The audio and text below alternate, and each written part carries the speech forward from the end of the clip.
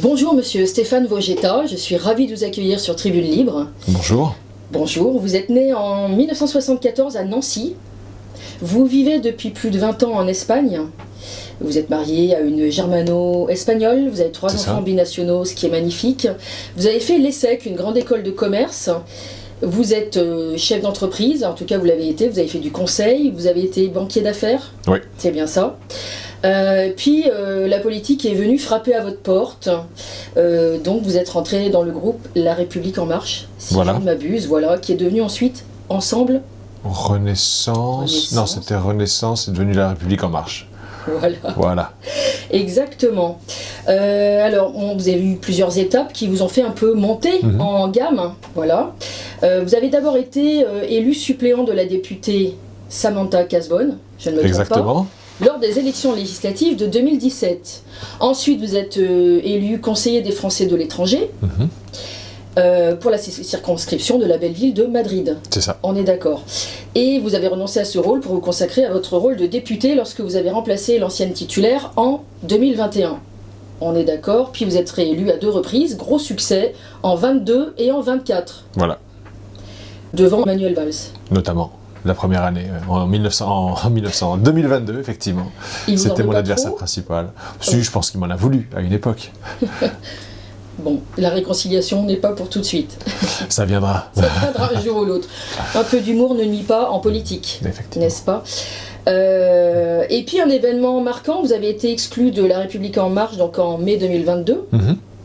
C'est lié à cette élection, en fait, puisque Emmanuel Valls avait été choisi par le parti Renaissance pour représenter ce parti dans ma circonscription, alors que j'étais le député sortant. Et moi, j'ai pensé que c'était pas une très bonne idée, que ce soit en termes de symbole ou en termes de probabilité de succès électoral. Et donc, j'ai décidé que je me plierais pas à l'instruction parisienne. Donc je me suis présenté contre Manuel Valls et contre tous les autres adversaires et j'ai été élu, in fine, mais chemin faisant, logiquement, puisque j'étais dissident, j'ai été expulsé par mon parti. Ce sont des choses qui arrivent. Ça arrive. Donc en fait, vous êtes un membre actif de votre communauté française en Espagne. Voilà. Cette position vous plaît, c'est enrichissant et vous vivez entre la France et l'Espagne essentiellement. Voilà, j'ai toujours vécu ma vie professionnelle à l'étranger depuis que j'ai fini mon école de commerce, effectivement, à Paris. Donc je suis parti à 23 ans d'abord en Angleterre. J'ai passé 7 ans à Londres. Puis, depuis 2005, je suis effectivement installé en Espagne et j'ai une vie professionnelle, puis politique, qui m'amène à voyager beaucoup et à vivre entre nos 2 pays. Et comment, puisque vous vivez en Espagne principalement, comment est perçue la vie politique française et même l'état de la France actuellement, là-bas ? L'Espagne nous regarde toujours avec un petit complexe, le complexe du petit voisin, en fait. C'est un pays qui est voisin, qui est moins doté économiquement que la France, qui est plus petit, qui a une histoire récente plus compliquée sur le dernier siècle, en tout cas en termes intérieurs, puisqu'il y a eu une guerre civile, il y a eu une période de dictature. En tout cas, la démocratie a été mise sur pause pendant une 50aine d'années, une 40aine d'années en fait, entre 1936 et 1977.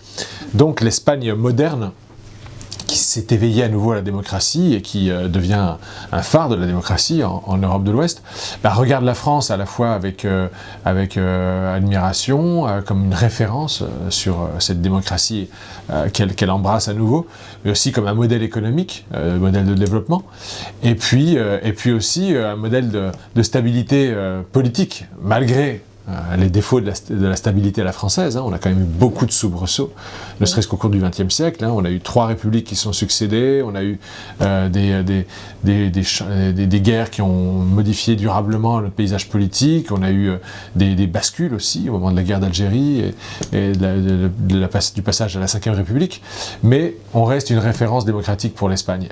Et l'Espagne, depuis quelques années, effectivement, nous regarde un peu étonnés en nous voyant basculer et en allant vers un modèle de débat politique auquel on ne les a pas habitués. Les Espagnols sont très habitués à des débats très virulents ou vraiment très caricaturaux, où il y a une Espagne qui s'affronte à l'autre Espagne, qui sont un peu l'émanation de ces deux Espagnes qui se sont affrontées pendant la guerre civile.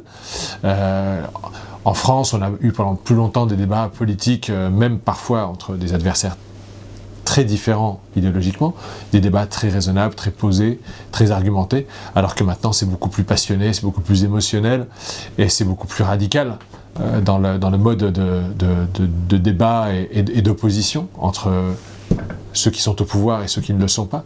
Et c'est quelque chose que l'Espagne découvre chez nous. Et il s'étonne de nous voir à ce point avoir des difficultés à nous adapter à cette nouvelle réalité. La réalité, c'est qu'on a un système politique qui actuellement ne fonctionne pas parce qu'on n'a pas l'habitude de cet éclatement, de cette multiplication des partis politiques, de cette partition de l'Assemblée nationale en trois blocs égaux. Et finalement, on n'arrive pas à se parler les uns les autres. Et du coup, on a plus recours à l'insulte et à l'accusation qu'à l'argumentation. Et ça, c'est quelque chose que l'Espagne connaît, mais qu'ils n'avaient pas l'habitude de voir chez nous. Donc ils sont étonnés, et ils essaient de comprendre ce qui se passe en France. Ils essaient de comprendre si ce qui se passe en France pourrait amener des dérives qui, eux, pourraient les impliquer et les impacter négativement. Est-ce que, c'est une question pour la gratter, est-ce que, étant donné qu'il y a quand même assez longtemps que nous n'avons pas connu un référendum, et étant donné quand même les taux d'abstention extrêmement élevés aux dernières élections importantes, oui. Est-ce qu'on peut vraiment affirmer que nous sommes dans une réelle démocratie ? Oui, je pense que nous sommes dans une réelle démocratie. Je pense qu'une démocratie ne se définit pas uniquement par l'existence ou pas de référendum. On a des élections très régulières à laquelle tout le monde est libre de se présenter. Il y a des modes d'organisation de ces élections qui, je pense, sont plutôt égalitaires, avec des obligations, enfin des égalités de temps de parole, qui ont plutôt tendance à défavoriser les grands partis par rapport aux partis un peu plus marginaux, aux partis un peu plus modestes. Mais effectivement, on n'a pas de référendum. Bon, est-ce qu'on devrait forcément avoir des référendums pour trancher les grandes questions ? Moi, je pense qu'on a des élections qui, quand les Français sont motivés, quand ils sentent les enjeux, ils se mobilisent et ils vont voter. Ça a été le cas, par exemple, au présidentiel en 2022, mais surtout aux législatives en 2024. Parce que là, on est retourné à des taux de participation qu'on n'avait pas vus depuis les années 80-90, il me semble. Et je pense qu'en France, en particulier dans la Ve République, on a quand même plutôt l'habitude de trancher les grands débats sur les élections présidentielles. On a des élections législatives qui sont plus fréquentes, d'accord ? Qui étaient plus fréquentes dès le début de la Ve République, parce qu'on était sur du quinquennat déjà, enfin des mandats de 5 ans pour les députés contre des septennats pour les présidents de la République, donc on avait plus souvent des élections législatives. Et donc, par essence, l'élection présidentielle, avec en plus le rôle primordial du président de la République dans la Constitution, c'était le moment des grands choix. Et quand on bascule de Chirac, enfin quand Pompidou meurt et qu'il faut choisir entre Mitterrand et Giscard en 1974, c'est un choix important.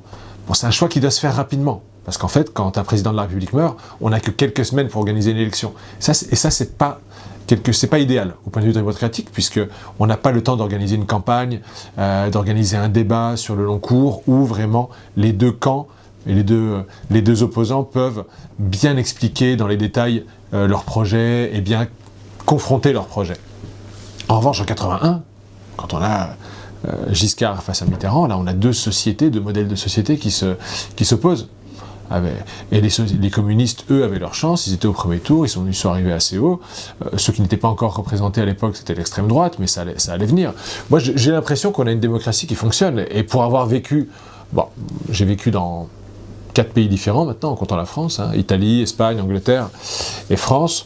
Je pense que le modèle français est plutôt efficace. En tout cas, moi, je trouve que le député français, le parlementaire français, le député en particulier, je ne parlerai pas des sénateurs, mais je trouve peut-être très représentatif de la population qu'il a élue. Mais après, il incombe à chaque député, de faire son travail. Son travail est de représenter aussi fidèlement que possible les gens qui l'ont élu, en essayant aussi de consulter. Moi, effectivement, on n'a pas de référendum. Ça fait des années qu'on n'a pas eu de référendum en France, depuis 92, non ? Et Maastricht. Moi, en revanche, à chaque fois que on nous propose un débat structurant à l'Assemblée nationale sur les retraites, sur l'abolition de la tauromachie, sur la fin de vie, etc. Moi, ce que je fais avant, c'est que je consulte mes administrés. D'accord ? J'envoie par mail, et j'ai les adresses mail de tous mes administrés, tous les électeurs français qui habitent en Espagne, au Portugal et en Andorre et Monaco, ma circonscription, et je leur pose la question. Dites-moi ce que vous pensez de ce sujet. Si vous étiez à ma place, qu'est-ce que vous voteriez ? Pour ou contre la réforme des retraites ? Pour ou contre l'abolition de la tauromachie ? Et je leur dis toujours, attention, c'est pas parce que vous allez majoritairement choisir de voter pour l'abolition de la tauromachie, par exemple, que du coup, je vais me sentir obligé de voter de cette manière-là, à l'Assemblée nationale. Non, parce que ça s'appellerait un mandat impératif, et ça, c'est interdit. On ne peut pas se faire élire en étant obligé, une fois qu'on est élu parlementaire, une fois qu'on est élu député, on garde notre libre arbitre, et on doit être libre de faire nos choix à chaque vote d'amendement, à chaque vote d'article, à chaque vote de loi. D'accord ? Il ne peut pas y avoir de mandat obligatoire. Donc, je leur dis toujours, vous n'allez pas déterminer mon vote d'une manière certaine. En revanche, j'ai besoin de savoir ce que vous pensez, parce que ça pourrait orienter mon vote. Et si moi-même, je suis à la limite, je suis sur du 50-50 ou du 52-48, et mon cœur balance entre les deux options, ben si je vois que très majoritairement, vous êtes en faveur d'une option plutôt que de l'autre, eh bien, ça peut me faire basculer. Donc, voilà, c'est quelque chose qui est à la portée de tous les députés. Tous les députés peuvent consulter leurs administrés. Le président de la République a dit cette année, il va nous consulter, il va consulter les Français, on verra sur quel sujet, on verra de quelle manière. Mais comme je vous l'ai dit, on ne peut pas résumer la démocratie simplement par l'existence du référendum ou la disponibilité du référendum. Et surtout, il y a plein de manières, maintenant avec les réseaux sociaux, avec les outils numériques qu'on a à notre disposition, il y a plein de manières de consulter nos administrés, les électeurs, pour savoir ce qu'ils pensent. Donc à partir de là, on est dans un pays libre, où l'expression est quand même assez libre et de plus en plus libre, je trouve, où les oppositions, toutes les oppositions sont de plus en plus présentes dans les médias. Et si on regarde sur les quelques derniers mois, on voit plus les oppositions s'exprimer que les représentants du gouvernement, on va dire, enfin des soutiens du gouvernement. Donc moi je trouve que c'est le signe d'une démocratie qui fonctionne. Est-ce qu'elle fonctionne parfaitement ? Non. Si elle fonctionnait parfaitement, on ne serait pas là où on serait, et on serait capable de mieux se parler, de trouver des accords, sans doute, et de sortir de nos différences idéologiques et partisanes pour parfois mettre en œuvre des choix qui aillent dans le sens de l'intérêt collectif. Ça, on ne le fait pas assez souvent parce qu'on est trop souvent enfermé soit dans nos critères partisans, soit dans aussi le fait qu'on est des hommes et des femmes, et qu'on a des intérêts particuliers, des intérêts personnels qui nous empêchent parfois de franchir le cap, de travailler avec l'autre camp, travailler avec l'opposition, travailler avec le gouvernement si on est dans l'opposition, parce qu'on se dit que ça a aussi une implication sur notre avenir. Donc voilà, moi je suis plutôt, pas optimiste, mais en tout cas je pense qu'on a une démocratie fonctionnelle, elle pourrait mieux fonctionner, et on pourrait la dépoussiérer un peu. C'est vrai que la Constitution a vieilli, mais en tout cas je suis plutôt positif quand on fait que la démocratie fonctionne. Vous disiez le dernier référendum qui a eu lieu en France, c'est en 92 Maastricht, oui. Mais il y a quand même eu celui de 2005 sur l'Europe. Ah oui, bien sûr. En tout cas cette Europe-là. Oui. Ce référendum auquel le peuple avait voté non, oui. Et qui finalement est passé sous une autre forme 2 ans après. Qu'est-ce que vous en pensez ? À l'époque, j'avais voté non aussi. Je ne sais pas si c'était pour de bonnes ou de mauvaises raisons. À l'époque, je n'étais pas politisé. D'accord. Où je ne m'identifiais pas à un parti politique en particulier ou à un bord politique. Simplement, j'habitais... je venais de quitter l'Angleterre pour habiter en Espagne. Je restais français. J'ai participé au référendum français. Et effectivement, j'étais surpris en fait de voir que la majorité des Français étaient d'accord avec moi sur l'opposition au traité au référendum constitutionnel européen. Et c'est vrai que le fait que d'une manière ou d'une autre, et sous l'égide du président Sarkozy, on revienne sur ce vote pour, in fine, à travers, il me semble que c'était le traité de Lisbonne, oui, Lisbonne. Qu'on revienne en arrière et qu'on impose une décision qui avait été rejetée par le peuple, effectivement, ça a fait du mal à la conception de la démocratique de la France. Et ça a créé une certaine défiance, effectivement. Donc, et c'est comme quoi c'est la preuve aussi que c'est pas parce qu'on a des référendums que la démocratie fonctionne forcément mieux. Ou alors il faut que les référendums soient inscrits dans la Constitution comme étant impliquant un respect obligatoire de leurs conclusions. Vous étiez plus favorable à une société des nations dans l'organisation de cette Europe ? Écoutez, moi j'étais plutôt favorable effectivement à un certain fédéralisme avec prendre un peu de recul par rapport à la manière de laquelle se construisait l'Europe, avec une commission hyper puissante et qui montait en puissance et qui imposait des règles qui parfois n'allaient pas forcément dans le bon sens. Et ça, j'ai pu le vérifier au cours des années suivantes. Notamment, j'ai travaillé face à la Commission européenne sur des sujets au moment où il fallait aider l'Espagne à sortir de la crise bancaire et de la crise de la dette. Et je me suis bien rendu compte qu'effectivement, Bruxelles et la Commission européenne avaient sans doute, à certains moments, trop de pouvoir. Trop de pouvoir par rapport à la liberté dont les pays avaient besoin pour gérer les situations. J'ajoute un point concernant la démocratie. Est-ce que toutefois le fait que, il faut être très très pragmatique et objectif, oui. Quand on veut être candidat à une élection importante, il faut avoir des moyens financiers, il faut obtenir les fameuses 500 signatures qui ne sont plus anonymes aujourd'hui. Est-ce que ce ne sont pas de réelles entraves à un véritable système démocratique ? Écoutez, moi les 500 signatures, c'est très particulier, c'est pour la présidence de la République. Présidence de la République, c'est très particulier. Sur les moyens financiers, on va se parler franchement, sur les moyens financiers, in fine, si on obtient plus de 5% des suffrages, on va être remboursé. On est remboursé. Mais tout le monde ne les a pas, ces suffrages-là. Non. Mais alors, après, la question, c'est, si on ne va pas obtenir 5% des suffrages, c'est que dès le départ, on avait peu de chances d'être élu. Donc, est-ce que la démocratie, c'est le fait de choisir les personnes qui vont nous gouverner, le président de la République en général, ou c'est simplement donner l'opportunité ou une plateforme à certains d'exprimer des idées ? D'accord ?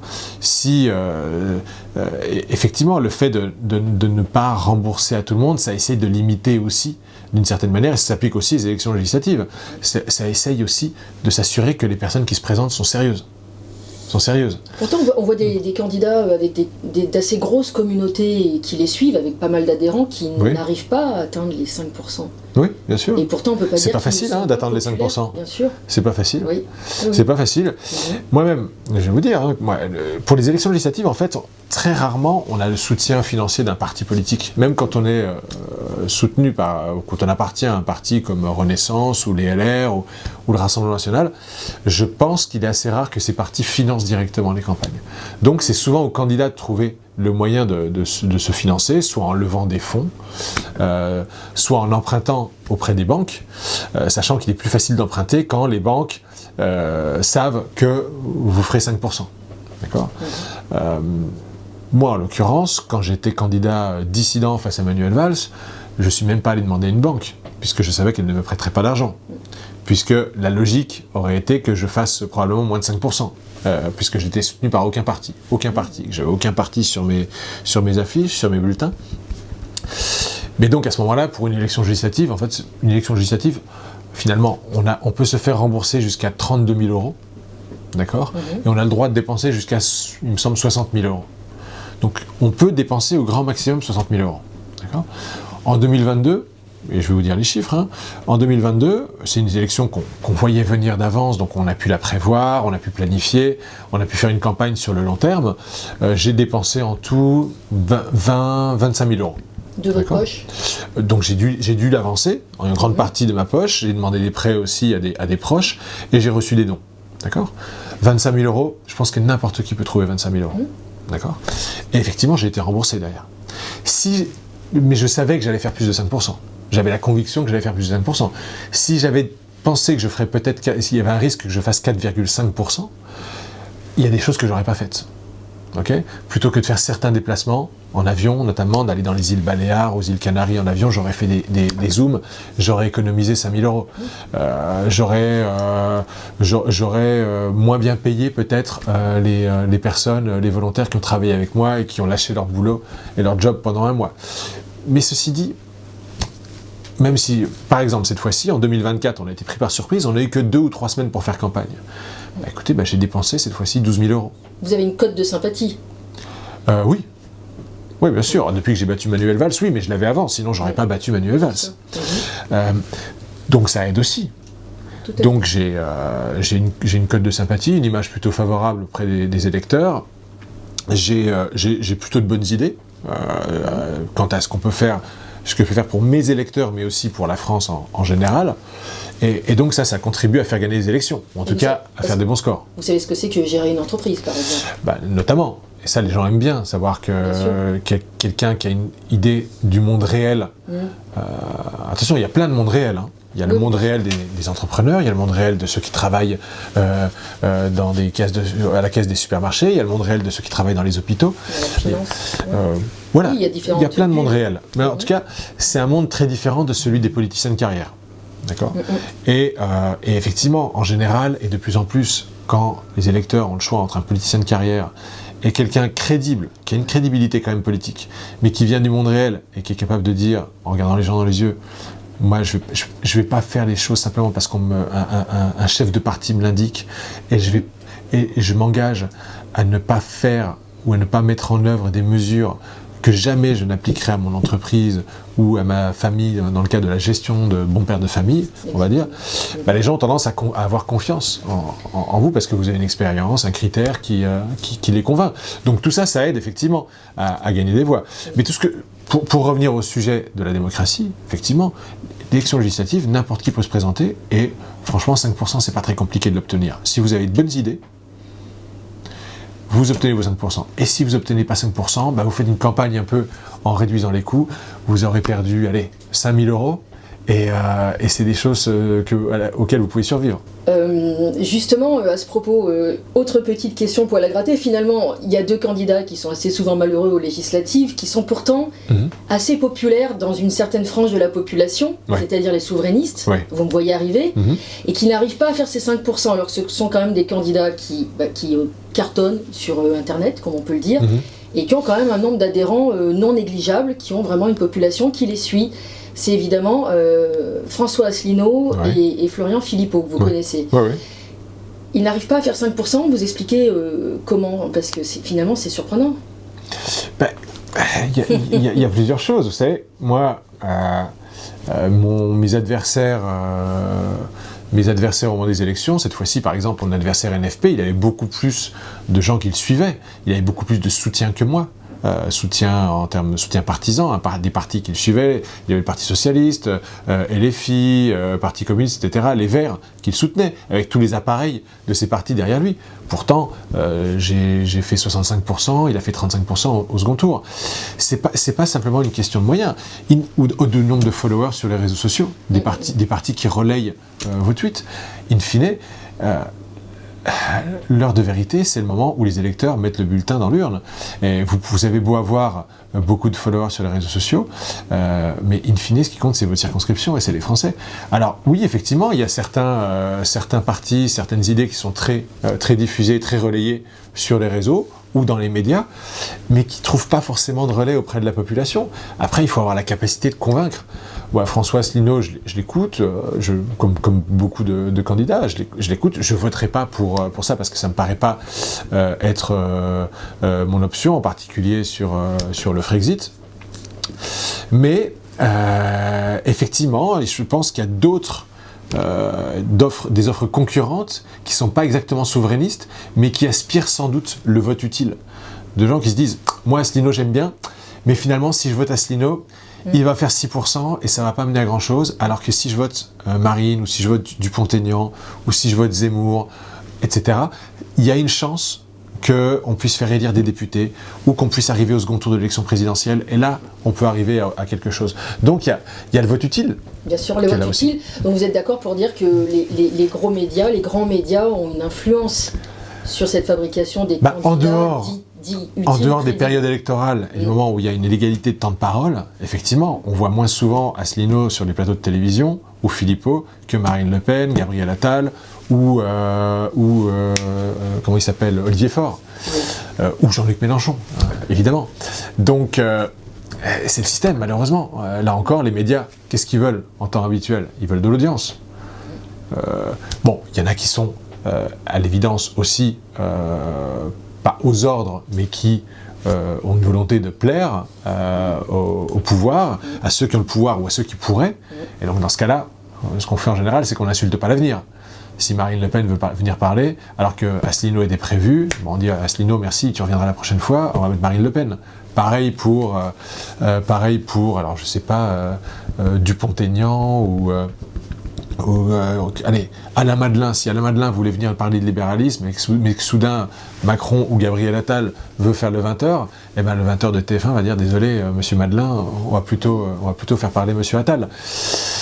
Malheureusement, c'est la loi du marché, on va appeler ça comme ça. Alors la question pour les souverainistes, ou pour aller de l'autre côté, hein, pour le parti pirate, on va dire, par exemple, ou le parti animaliste, comment est-ce qu'on fait? Alors qu'on sait très bien qu'il y a des gens, si on leur demande spontanément, est-ce que vous êtes d'accord avec certaines idées du parti animaliste? Ah oui, il y a sûrement 10%, 15%, peut-être 20% des Français qui sont d'accord avec beaucoup des idées du parti animaliste. Mais est-ce que le jour J, au moment de voter, au premier tour de l'élection présidentielle, est-ce qu'ils disent, bon, je vais me faire plaisir, effectivement, je vais voter pour les idées que j'aime bien, tout en sachant très bien que les animalistes ne vont jamais arriver ni à 5%, ni au second tour, ou alors, est-ce que je vais plutôt voter pour Mélenchon parce que ça peut l'aider à combler le petit gap qui le sépare de Marine Le Pen, et donc on en revient au vote utile. Malheureusement, c'est toujours le cas, hein, il faut... Vous voulez dire qu'on formate les cerveaux à penser qu'il y a des candidats sérieux et d'autres qui ne sont pas forcément sérieux, mais crédibles.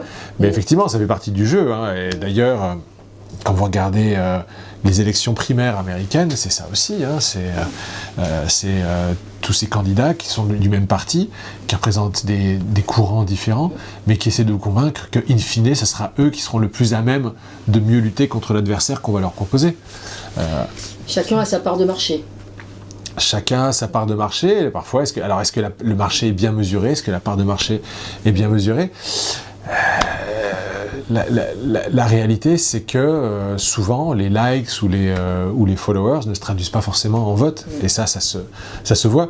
Et c'est notamment vrai aux élections législatives parce que les figures du souverainisme, par exemple, quand ils se présentent aux législatives, ils sont parfois sur un territoire où il n'y a pas tant de souverainistes que ça, que les souverainistes sont parfois sur d'autres territoires. La question, c'est pourquoi est-ce qu'ils ne vont pas se présenter dans une circonscription où ils auraient plus de chance? Pourquoi est-ce que Philippot reste en Moselle? Pourquoi il ne va pas se présenter plutôt sur la côte méditerranéenne, où il y aurait peut-être plus de répondants, là où il y a plus de votes pour les candidats en général anti-européens ou anti-système, on va dire. Pour finir avec la démocratie, est-ce que vous pensez que ce gouvernement Bayrou est vraiment représentatif de la volonté populaire? Non, bien sûr que non. Bien sûr que non. Moi, je suis un député qui appartenait à la majorité présidentielle, d'accord, qui a soutenu le gouvernement Barnier, qui maintenant regarde le gouvernement Bayrou, qui se dit si j'avais pu choisir moi, est-ce que j'aurais choisi Bayrou comme Premier ministre? Non. Est-ce que j'aurais choisi Manuel Valls comme ministre des Outre-mer? Non. Est-ce que j'aurais choisi celui-là comme ministre de la Justice, de l'Intérieur? Peut-être. Mais c'est vrai que dans le gouvernement Bayrou, moi, ce qui m'embête le plus, effectivement, à part le fait que Bayrou est devenu Premier ministre en menaçant, en faisant du chantage, en fait, quand on fait de retirer sa participation à cette espèce de coalition du centre, ce qui ne me paraît pas correct, simplement pour protéger ses intérêts personnels. Déjà, ça c'est plutôt négatif. Et deuxièmement, il y a quand même dans le gouvernement Bayrou pas mal de ministres qui ont perdu aux dernières législatives. Manuel Valls n'est pas le seul, ils sont 3 ou 4 à avoir perdu, non pas en 24, mais en 22. Ça n'enlève rien aux qualités de ces gens. On peut être très bon et perdre des élections, d'accord? Mais au moment où on doit convaincre les Français qu'on est à leur écoute, qu'on va arrêter de suivre les vieilles recettes partisanes où en fait on prend les décisions dans des salles obscures à Paris et ensuite on les impose au reste de la France, choisir des ministres, l'émanation d'une Assemblée nationale, qui sont des gens qui ont été rejetés par les urnes, c'est pas la meilleure manière de faire, je pense. Est-ce que ça veut dire que je vais censurer le gouvernement Bayrou ? Non. A priori, moi, j'ai envie qu'il y ait une stabilité politique, mais c'est vrai que je préférerais avoir un autre gouvernement que celui-là.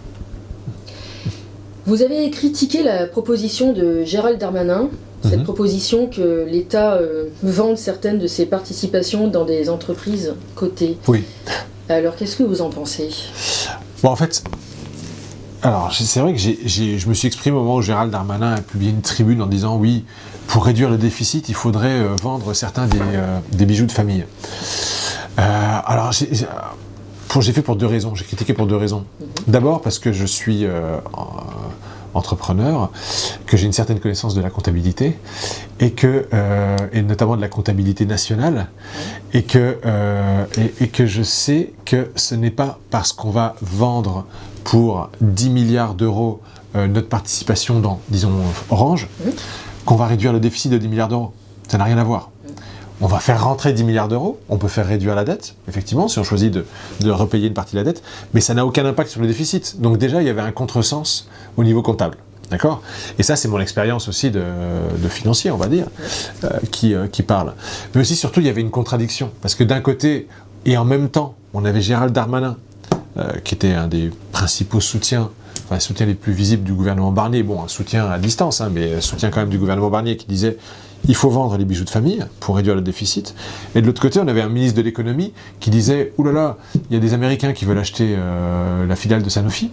Et donc du coup, il faut que la France rachète une participation dans cette filiale pour empêcher l'opération.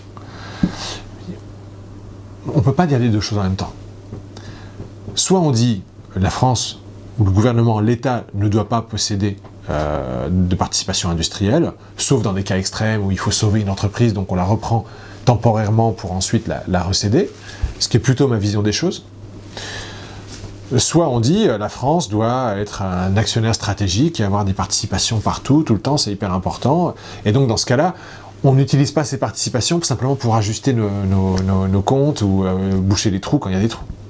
Donc voilà, c'était les deux raisons pour lesquelles j'avais un peu critiqué la colonne de Darmanin, mais c'était une critique simultanée et parallèle à la proposition du ministre de l'économie. D'ailleurs, les deux l'ont pris pour eux. Darmanin pensait que je le critiquais, et le ministre de l'économie pensait que je le critiquais. Bon, c'est des choses qui arrivent.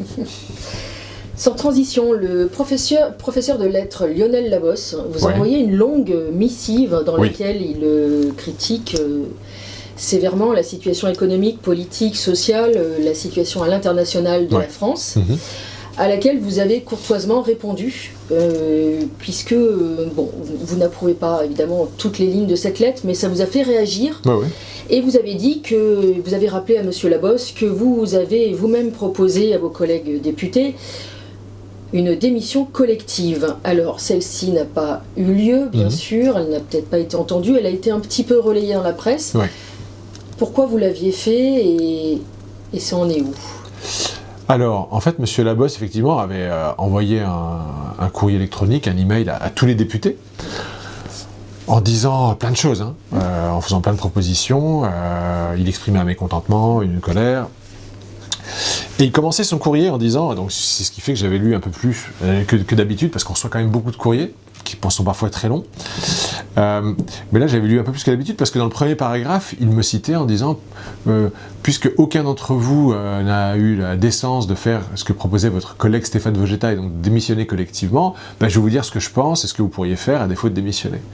Donc du coup, j'avais lu, et puis surtout, j'avais répondu. En général, j'essaie de répondre à toutes les interpellations qu'on me fait. Que les gens qui m'appellent, qui m'envoient des SMS, des WhatsApp, ou des mails, j'essaie toujours de répondre dans le respect, même si c'est des gens qui ne sont pas d'accord avec moi. Et surtout, si c'est des gens qui m'agressent, d'accord ? Parce que je pense qu'il ne faut jamais finir une conversation là-dessus. En général, si quelqu'un m'agresse, j'essaie toujours de répondre. Parfois, ce sera un peu avec de l'ironie, mais parfois, ce sera aussi pour essayer de faire baisser la tension et essayer de faire repartir le dialogue. Et en fait, certaines des personnes qui me soutiennent le plus maintenant dans ma circonscription, certains des électeurs qui me soutiennent le plus, sont des gens avec qui ça avait très mal commencé, mais avec qui finalement, en établissant un dialogue, on a pu voir que finalement on pouvait être d'accord sur certaines choses.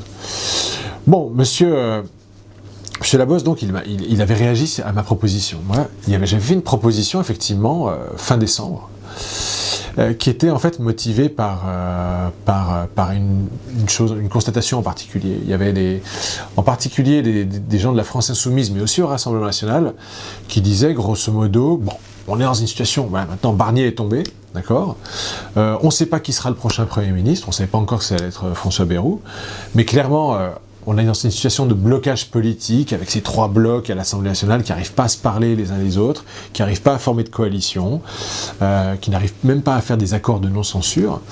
Et donc, du coup, il y a une situation de blocage politique qui nous met dans une situation de crise puisqu'on n'arrive plus à avancer, on n'arrive pas à faire de budget, on n'arrive pas à prendre de grandes décisions et de réformes. Donc, dans ce cas-là, quelles sont les situations, les options qu'on a, les outils qu'on a en France, dans la Constitution, pour débloquer la situation? En général, on a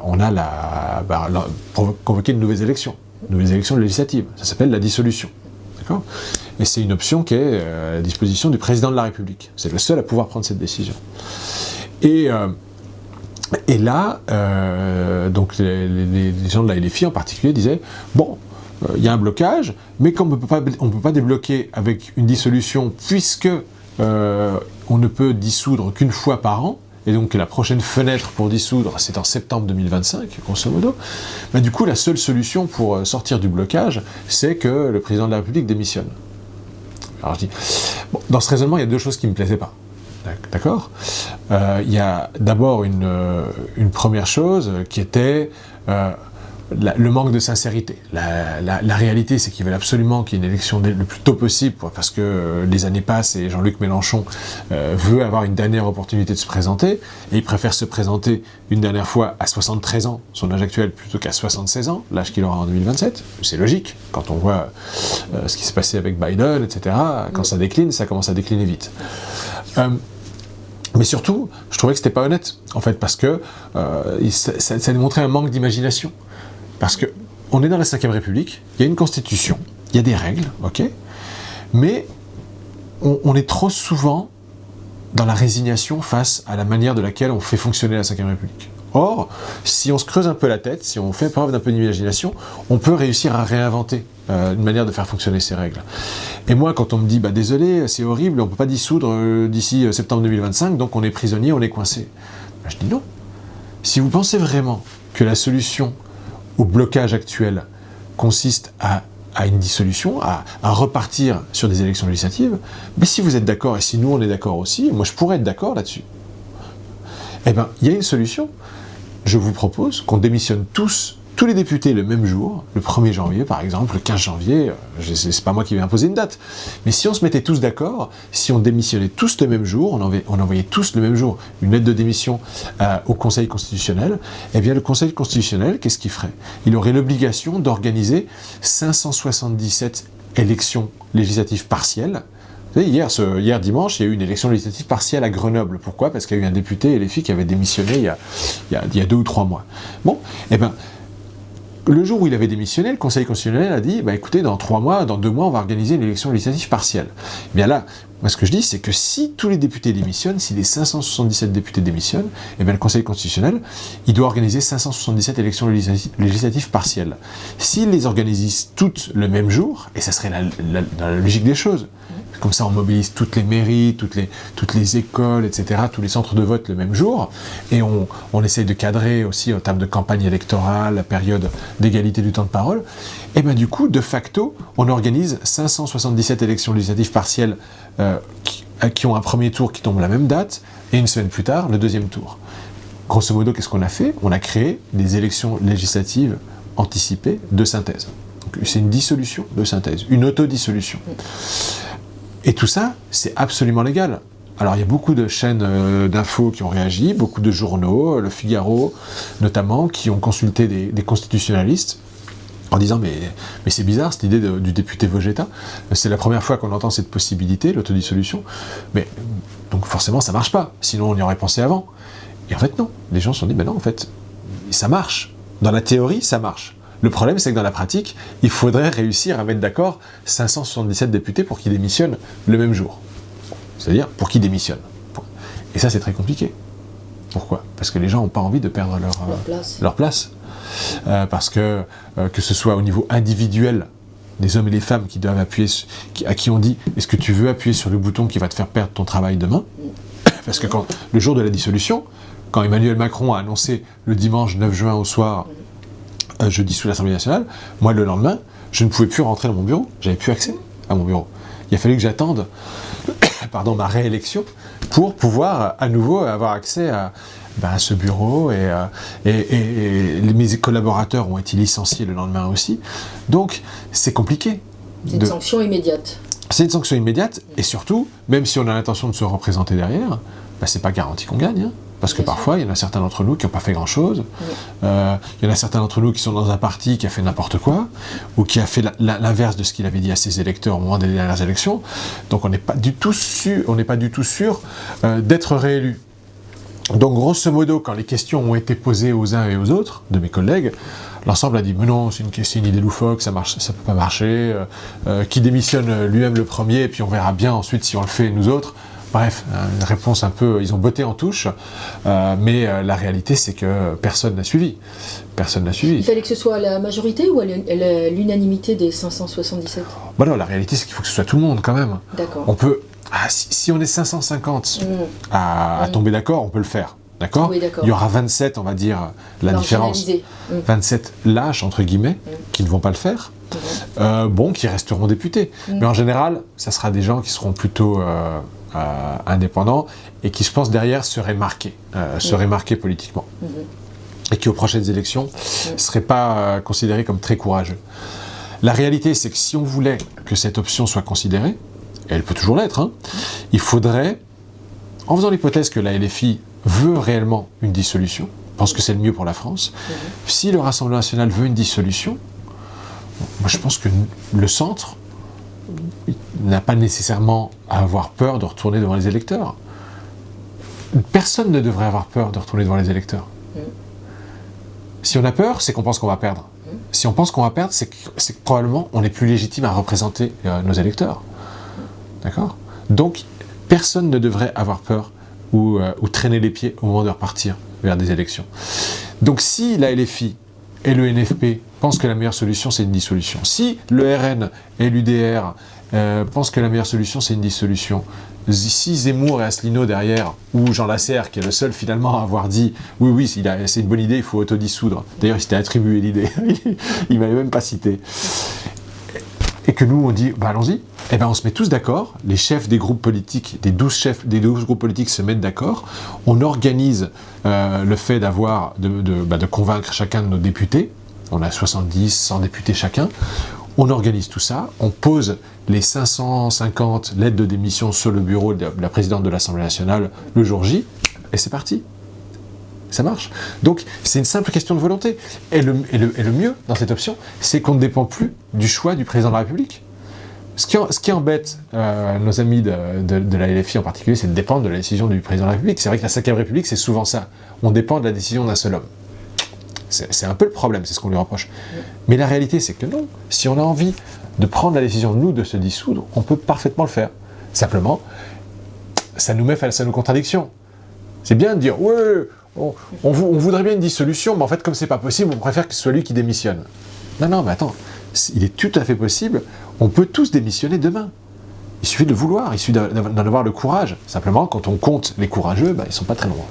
Pour vous, c'est une façon de prendre ses responsabilités. Oui, bien sûr. La réalité, c'est qu'on a été élu le 7 juillet, dimanche 7 juillet 2024. Depuis, qu'est-ce qu'on a fait ?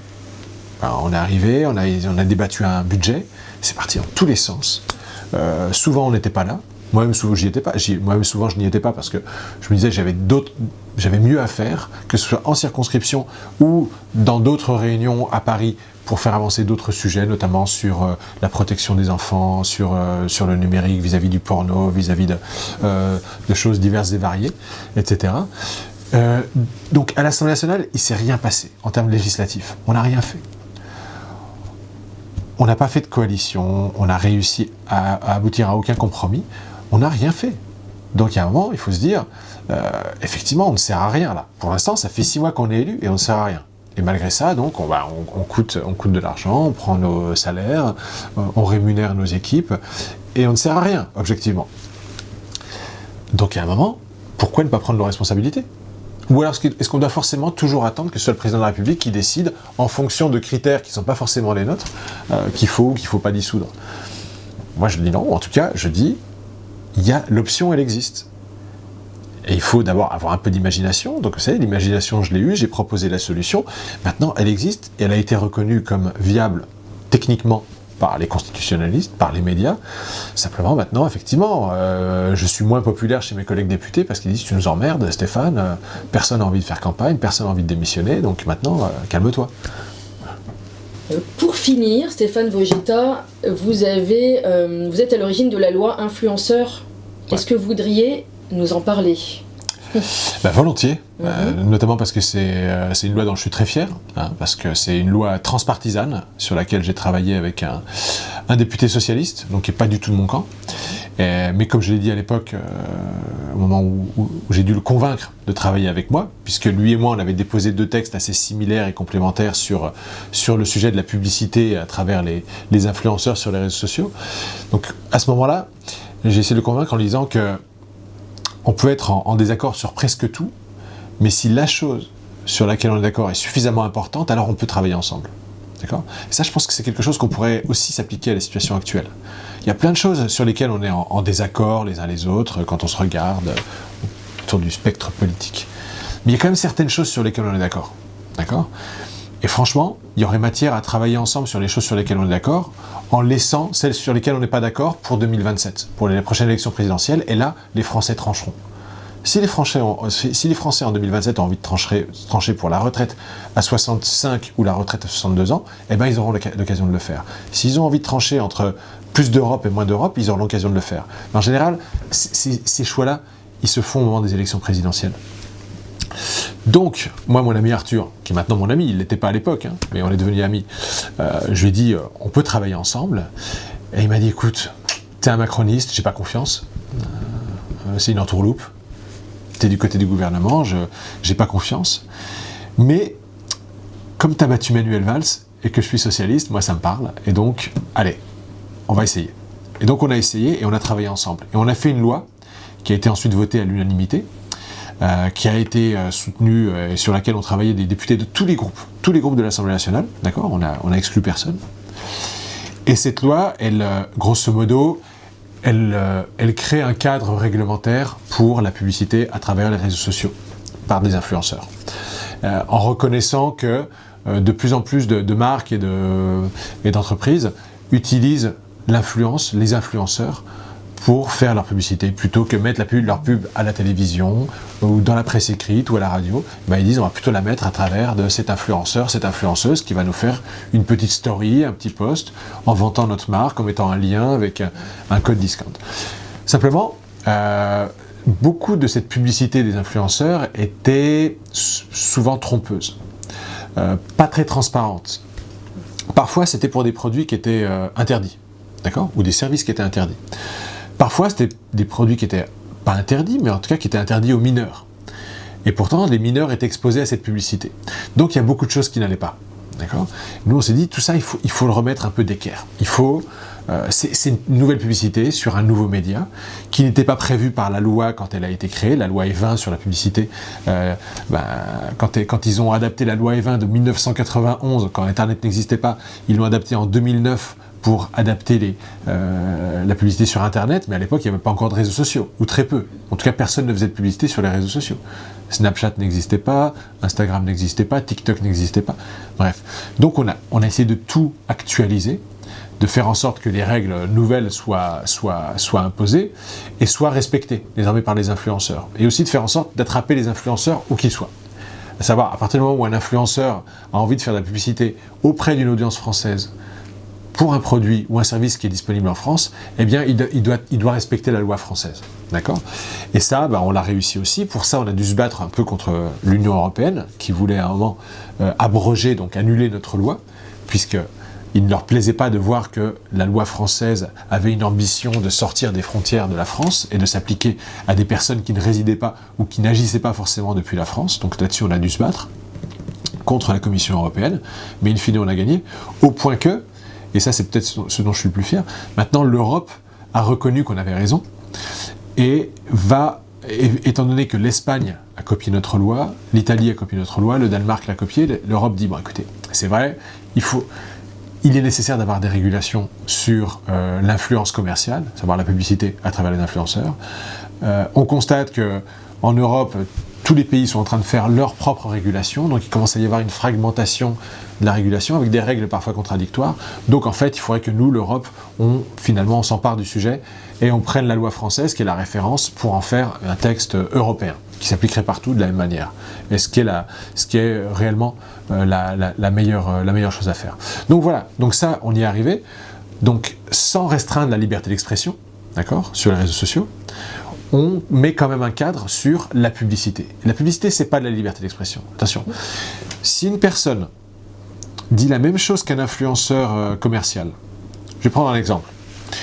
Imaginez Maëva Guénam, je ne sais pas si vous la connaissez, ou Poupette Kenza. Vous connaissez Poupette Kenza? Bon, c'est une influenceuse, elle a des millions de followers. J'ai décroché. Elle fait beaucoup de publicité, par exemple. Allez, on va dire que Poupette Kenza fait de la publicité pour des injections dans les lèvres. D'accord? En disant, si vous voulez être belle et sexy, il faut vous faire des injections. Moi, je vous déconseillerais plutôt. Mais exactement. Après, chacun son avis. Alors, nous, à partir du moment où Poupette Kenza est rémunérée par un tiers, à savoir par une boutique ou par un fabricant d'injections, pour faire cette promotion, c'est de la publicité. D'accord? Il y a une rémunération. Donc ça tombe sous le coup de la loi influenceur. Par contre, si la même Poupette Kenza, de son propre chef, décide de faire une story en disant « Vous savez quoi ? Moi, je pense que le mieux qu'une femme puisse faire dans la vie, c'est se faire des injections, se faire des grosses lèvres, aussi grosses lèvres. » Oui, ça c'est une opinion. Là, c'est une opinion. Et ça n'a rien à voir. Et nous, on ne touche pas à ça. On ne touche pas aux opinions, on touche uniquement aux promotions rémunérées. Et dans ce cadre-là, donc, on essaye de faire en sorte que la publicité sur les réseaux sociaux ne soit plus le Far West. Et que ce soit plus un moyen de contourner l'esprit de la loi qui protège le consommateur sur les autres canaux publicitaires que sont la télévision, les médias ou la presse écrite. À ne pas confondre donc avec la réduction de la diversité des opinions. Ah, effectivement. Voilà. Effectivement. Et là, on en revient effectivement au débat qu'on voit actuellement ressurgir aux États-Unis en particulier, avec d'abord Musk, puis Zuckerberg, d'abord Musk, qui a libéré en fait la parole sur Twitter en enlevant la modération, en prenant le risque qu'il y ait parfois de discours un peu limites, en prenant le risque qu'il y ait beaucoup de pornographie qui circule sur Twitter, alors que Twitter n'est pas limité aux mineurs. Mais enfin bon, la liberté d'expression respectée. Et du coup, Zuckerberg, dont on ne sait pas exactement si il était convaincu de tout ça, mais qu'il n'osait pas le dire à l'époque Biden, ou si simplement il sent qu'il doit le dire maintenant parce que Trump est au pouvoir, Zuckerberg suit dans cette trajectoire, la trajectoire de Musk, et dit nous aussi on va arrêter la modération, aux États-Unis en tout cas, pour laisser libre cours aux discours et aux opinions. D'accord ? Et aussi aux faits. Et on va laisser les communautés, les audiences, simplement commenter et faire des notes de communauté pour valider ou invalider certaines affirmations, plutôt que demander à nos fact-checkers et à nos modérateurs d'éliminer des contenus en fonction de ce qui nous paraît bien ou pas. Donc, moi, je suis absolument contre la création de tout ce qui pourrait ressembler à un ministère de la vérité. D'accord ? Là, je pense que c'est hyper important. Et je pense que aucun démocrate ne peut vouloir cela, parce que ça ressemble un peu trop à 1984 de George Orwell. Ceci étant, il faut quand même un cadre à l'expression publique. C'est-à-dire pas de propos racistes, insultants, pas de racisme, pas de harcèlement qui vise une personne en particulier, pas d'incitation au terrorisme, etc., etc. C'est ce qu'on voit là d'ailleurs avec les influenceurs algériens qu'on essaye d'expulser mais qu'on n'arrive pas à expulser. Pourquoi on les censure? Non pas parce qu'ils disent « Vive l'Algérie », on les censure parce qu'ils disent « Si jamais vous voyez une manif en France ou en Algérie de personnes qui sont contre le régime algérien, allez-y, attaquez-les, tuez-les ». C'est un appel à la violence. C'est un appel à la violence et au terrorisme. Donc ça, c'est pas acceptable, c'est la loi qui le dit. En revanche, s'ils disent « Moi, je pense que tous ceux qui manifestent contre le régime algérien sont des gros cons ils ont le droit de le dire. C'est une opinion. C'est une opinion. Donc voilà, je pense qu'on en est là. Alors après, à l'évidence, certains vont profiter de cette liberté pour se mettre à la limite, effectivement, entre l'opinion et l'incitation à des actes problématiques. Mais bon, c'est là que la loi et le bon sens doivent rentrer en ligne de compte. En Europe, on a des règles, le DSA en particulier, et le débat existe ces jours-ci sur est-ce que le DSA devrait punir Twitter ou Facebook s'ils arrêtent de modérer, de telle manière que les discours de haine, de propagation de la violence et de soutien du terrorisme sont trop fréquents ou deviennent trop fréquents sur les réseaux. Alors là, oui, effectivement, il faut sévir. Et sévir, ça veut dire quoi? Pour l'instant, le DSA dit c'est des amendes. Ok, bon, les amendes, ils ont les moyens de les payer, ils les payeront. Si eux préfèrent être puristes sur la liberté d'expression au point de laisser proliférer des discours qui sont clairement pour le coup problématiques, mais du point de vue de tout le monde, oui, qui sont sur lequel tout le monde est d'accord. Voilà, appel au crime. C'est pas la question de l'opinion. S'ils pensent que ça les favorise en termes de gains de part de marché, très bien. Dans ce cas-là, le prix à payer, c'est des amendes. C'est pas terrible. En général, quand on fait des lois, moi je vous le dis, moi je suis député, quand je fais une loi, c'est pas pour mettre des amendes ou pour envoyer des gens en prison, c'est pour faire changer les mentalités. C'est pour donner des incitations à ce que les gens modifient leur manière de faire, et notamment pour qu'ils commencent à respecter certaines règles. Alors après, on peut ne pas être d'accord avec les règles, mais en général, si toute l'Assemblée nationale et tout le Sénat votent à l'unanimité pour les règles que je viens de proposer, c'est que c'est des règles qui sont censées. Et vous avez su convaincre. Et qu'en plus on a su convaincre, effectivement. Mais en général, il y a certaines idées qui convainquent d'elles-mêmes. Il n'y a pas besoin de beaucoup de conviction. Si on dit aux gens, par exemple, ce qu'on a fait, nous, avec la loi influenceur, c'est dire... Ce qu'on note, c'est que depuis que les réseaux sociaux ont explosé et que l'accès des jeunes aux écrans a explosé, depuis le Covid en particulier, on note qu'il y a 4 fois plus de consultations qu'avant dans les centres hospitaliers universitaires pour les troubles alimentaires graves. Et ce qu'on voit donc il y a 4 fois plus de jeunes filles qui vont consulter pour des troubles alimentaires graves, et que ces jeunes filles sont de plus en plus jeunes en fait. Et que ça c'est totalement corrélé avec l'exposition aux écrans et aux réseaux sociaux. Donc nous ce qu'on a dit c'est que, ok, on met des règles sur comment est-ce qu'on peut faire de la pub pour les paris sportifs, comment est-ce qu'on peut faire de la pub pour les jeux d'argent, les casinos en ligne, comment est-ce qu'on peut faire de la pub pour l'investissement dans le bitcoin, etc. etc. Par contre, sur la publicité à travers une influenceuse pour des injections, des opérations, de chirurgie esthétique, etc., non, ça, on interdit, tout court. Et vous, en plus, vous êtes un homme politique qui a des enfants, vous êtes papa, ça peut faire la différence avec certains hommes politiques qui ne sont pas papa? Évidemment, parce que au quotidien, je vois comment mes enfants, leurs amis passent de plus en plus de temps devant les écrans, comment à chaque fois ils sont happés, et que parfois ils sont soumis à des messages et à des valeurs qui sont nuisibles, notamment pour les filles, c'est pas compliqué, je vais caricaturer un petit peu, mais sur les réseaux sociaux, sans être particulièrement conservateur, mais je pense qu'il y a 2 types de discours qui sont particulièrement dangereux ou pernicieux. Pour les filles, il y a le discours sur la beauté physique, qui doit forcément correspondre à certains critères, d'accord, qui en plus sont des critères de plus en plus irréalistes. Oui, parce qu'il y a eu Photoshop, en fait, ça correspond, maintenant il y a l'intelligence artificielle. Voilà, mais ça correspond à un business, puisqu'on vous dit, ok, t'as 16 ans, bah écoute, si tu veux être belle, il faut que tu ressembles à ça. Et on leur montre un truc qui n'existe pas, et ça n'existe pas. Et donc on leur dit, et la seule solution pour toi, c'est pas de faire du sport, c'est pas d'être active, c'est pas de bien manger, non, c'est la chirurgie. D'accord ? Il y a un business derrière. Énorme. Il y a un business. Donc ça, c'est pernicieux, ça, c'est dangereux.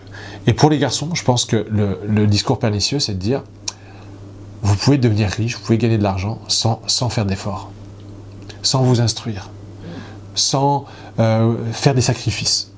Et ça, c'est pas bon. Ça, c'est pas bon. Parce qu'on dit à des jeunes, t'as plus besoin d'étudier, il suffit d'investir sur ceci. T'as plus besoin d'étudier, il suffit d'aller parier sur la bonne équipe et de bien connaître tel ou tel sport. T'as plus besoin... bref, il y a quelque chose qui va à l'encontre du mérite, en fait. Et le mérite, je pense que c'est une valeur qu'on doit tous soutenir. Positive. positive. Vous remarquez un mouvement Voilà. d'abrutissement des masses? Exactement, exactement. Ou alors, tu n'as plus besoin de travailler puisque tu peux être influenceur et gagner de l'argent en faisant de la pub sur les réseaux, simplement en faisant une vidéo par jour. Bon. Donc ça, c'est assez caricatural, mais c'est une réalité. Et ça, je le vois chez mes enfants. Et d'ailleurs, je le vois aussi dans ma vie de tous les jours. On le voit dans notre vie de tous les jours. Le monde est transformé par les réseaux sociaux. J'étais à New York là pendant ces vacances de Noël avec mes enfants justement, et j'ai vu à quel point New York a été transformé. Le New York d'à 20 ans n'existe plus. Maintenant, on a un New York qui est façonné par TikTok en fait, où les gens vont non plus en fonction de ce qui est intéressant ou pas, mais de ce qui est publicité sur TikTok. Donc mes enfants voulaient absolument aller voir une chaîne de restaurants qui fait du poulet rôti, enfin du poulet grillé, du fried chicken, que je ne connaissais pas, mais apparemment c'était l'endroit où il fallait absolument être. Ensuite, moi j'ai beaucoup travaillé avec Wall Street à une certaine époque, donc j'allais souvent à Wall Street, et quand j'allais à Wall Street il y a 10 ans, il y a 15 ans, il y a 20 ans, de temps en temps dans la rue on passait à côté du taureau, je ne sais pas si ça vous dit, il y a une statue de taureau, c'est le symbole de Wall Street. D'accord ? On était toujours tranquille, on passait à côté de la statue. Sauf que maintenant, il y a des gens qui font une demi-heure de queue à côté de la statue pour aller toucher les couilles du taureau. Voilà. C'est le bull run. Mais c'est une tradition qui n'existait pas.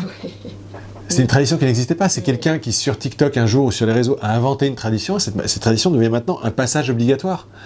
Un un rituel qui n'existait pas, qui n'a aucun fondement d'aucune sorte, mais qui devient maintenant, du fait des réseaux sociaux, un passage obligatoire. C'est la puissance de feu de TikTok. Voilà, TikTok, Instagram, Snap, tout ce que vous voulez. Donc, il y a un moment, il faut se dire, ok, c'est bien les réseaux sociaux, c'est utile, c'est un moyen fantastique de s'informer, de communiquer, etc. De débattre. Mais ne nous laissons pas transformer par les réseaux sociaux. Ne perdons pas notre humanité. Ne perdons pas ce qui fait de nous des êtres humains connectés naturellement aussi. Sinon, nos gamins, malheureusement, ils vont s'enfermer. Ils vont s'enfermer dans une bulle, dans des bulles cognitives. Ils vont s'enfermer dans une bulle sociale et ils vont finir seuls.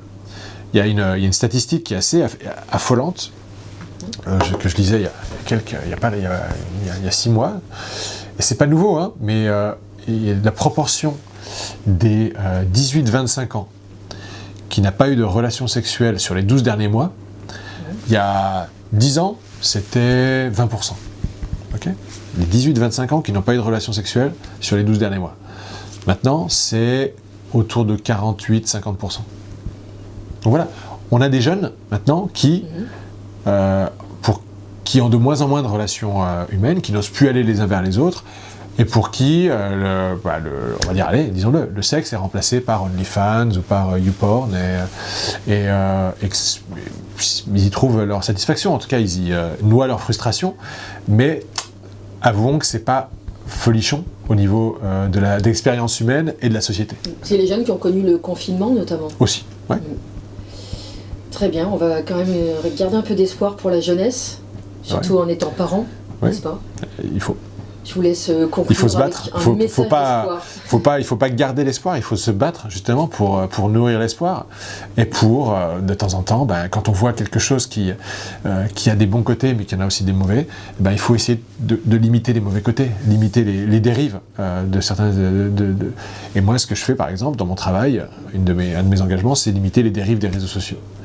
Et essayer de faire en sorte que nos jeunes, en particulier les mineurs, soient protégés de ces dérives et qu'ils soient préservés, qu'ils puissent avoir une enfance, une jeunesse dans laquelle ils peuvent échanger, ils peuvent vivre, ils peuvent respirer ailleurs que sur leur écran. Oui, vous parlez des dérives mercantiles et non pas de la liberté d'expression et d'opinion. Effectivement, dérives mercantiles et puis ensuite effectivement les protéger de certaines valeurs qui sont probablement nocives pour leur développement et pour la société au sens large. Nous pouvons dédier cet entretien à la jeunesse. Ouais. En tout cas, merci beaucoup Stéphane. Merci à vous.